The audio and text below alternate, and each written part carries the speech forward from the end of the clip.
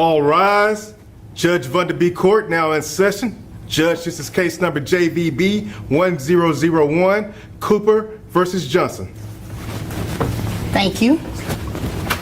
You all may be seated. Okay, Mr. Cooper, you brought this case before the court. What's going on? All right, folks, buckle up because today's case is a legal roller coaster. A devoted grandmother is in court, fighting not just for custody of her granddaughter, but also for back child support from the father. The emotions are intense, the stakes are sky high, and the outcome could change this child's future forever. Judge Bundy sits at the bench, carefully reviewing the case. The grandmother claims she stepped in when the father walked away, taking on the full responsibility of raising the child. Now she's seeking to be named the legal guardian, demanding that the father contribute financially. But here's the twist. Legally, the father has no obligation to her. This isn't just a battle of love and sacrifice, it's a battle of law. Can a grandmother override a biological parent's rights? Will the court recognize her efforts and rule in her favor? Or does the father still hold all the legal power despite his absence? One thing's for sure, this case is about to take some dramatic turns. Let's dive in and see how it unfolds. Next up, Voice 1, as the grandmother takes the stand and speaks her truth. Your Honor, I brought this case to court because I'd like to put myself on child support. I'd like to see my kids more often. So you're putting yourself on child support to see your kids more often? Yes, Amanda Johnson, my ex, has made it difficult lately for me to see my kids. I thought that if I was on child support, it might be easier to have some kind of scheduled time that I can actually see my children. Okay, when you say she's been making it difficult lately, what types of things has she been doing? She's been rescheduling when I come to pick them up. She's said that she's too busy and that I can't hang out with them on the weekends. She's just generally made it tough for me to see my kids. Okay. The fight against lymphoma, the pain, the struggle, was too much for the father, she claims. When her daughter fell ill, he walked away, leaving her to raise her granddaughter. Now she's in court, fighting for full custody, convinced she's the better choice. But there's more. She's also demanding back child support, arguing the father stopped paying after her daughter's death. Here's the issue. Child support was meant for the mother, not her. The judge quickly spots the legal gap. The grandmother may have stepped in, but does that make him financially responsible to her? She then criticizes his lifestyle. Too much time at bars, too many babysitters. But without proof, it's just speculation. The judge pushes back, questioning every claim, ensuring the law, not emotion, decides the case. Why have you made it tough for him to see his kids? Your Honor, my ex-boyfriend has a new girlfriend and I do not like her. I do not like her being around my children. I think she's a terrible influence on my kids. And I know that if I give them more time with him, it's going to be with him and her. And I do not approve of that whatsoever. Okay, so you're mad because he doesn't want to be with you and moved on? That's what you're saying? No, I'm mad because he has only been dating this woman for 3 months. Now suddenly they're engaged. I think she's a terrible person and I don't want my children to be around her. This is about the well-being of my children. This is about the well-being of your children, but you don't like her? Do you even know her? I have met her one time. It's a yes or a no. Have you even met her before? Technically, yes, I have met her before.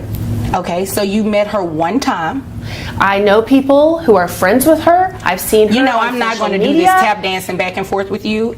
You're going to answer my question when it's very direct. So you've met her one time. Yes, ma'am. And based on that one time of meeting her, you believe she's a bad influence on your children? Yes, I do.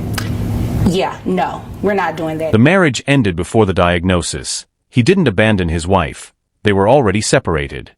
This weakens the emotional weight of the grandmother's argument for child support, makes his stance clear. He paid while his ex-wife was alive, but legally, those payments ended after her death.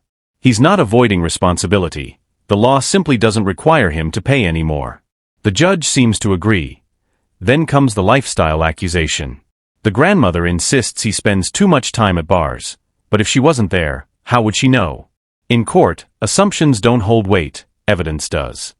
His defense is strong. and the judge is taking note. He should not have to come to court to place himself on child support in order to see his kids, especially when it's for a reason that has nothing to do with them. He's in a new relationship. Obviously, you're mad, and you're just mad because he is in that new relationship, not with you.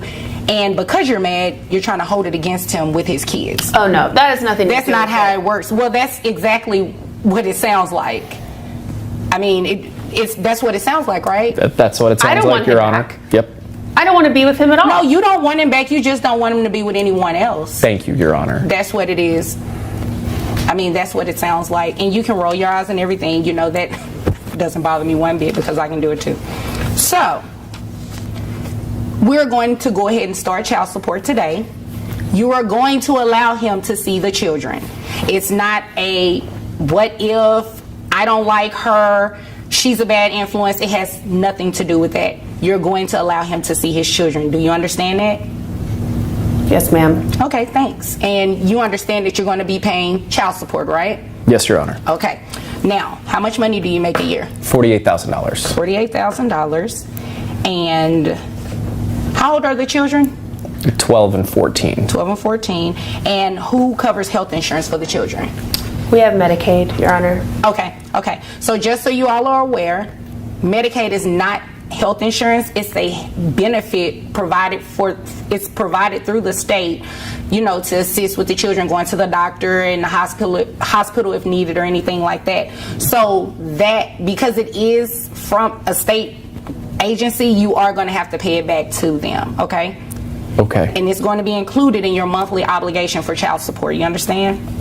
Okay. Okay.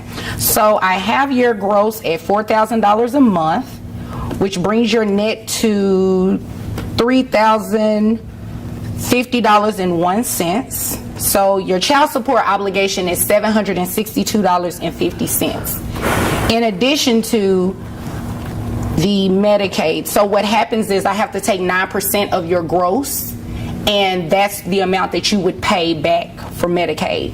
That's what the law says has to be. The father isn't required to pay. Without the mother, there's no legal recipient. That argument is dismissed. Next, custody. The grandmother fights to be named the primary guardian, but the judge shuts it down. The father is alive, and unless proven unfit, he has the legal right to custody. That's the law. The judge makes one final point. If solid evidence of neglect emerges, the case could be reconsidered. But for now, the grandmother's claims lack proof. The ruling stands, and the case is closed. And that's how the law works. The grandmother believes love should outweigh legal rights, but the court sees it differently. Parental rights aren't decided by emotion. They're defined by the law. 9% of $4,000 gives me $360. So when you add the two together, comes out to $1,122.50 a month. Now, if you were to enroll the children into private health insurance, which I'm sure you can find something a lot cheaper than $360, your child support amount would go down. Okay. Okay, so you have the option to do that. If you have private insurance through your employer, or if you want to enroll the children under something outside of your employer, you can do that. Okay. Okay, does that make sense? It does. Okay, all right. Do you all have any other questions for me? No, Your Honor. No, Your Honor. Okay, well, if there's nothing further, you all are dismissed. Thank you. Thank you. You're welcome. Being involved in the child's life doesn't give the grandmother superior rights. Despite his flaws, the father remains the legal parent, and unless something drastic changes, that's not up for debate. This case highlights the gap between legality and morality. The grandmother's role was important, but it wasn't enough to override the father's legal standing. The end, the law speaks louder than sentiment.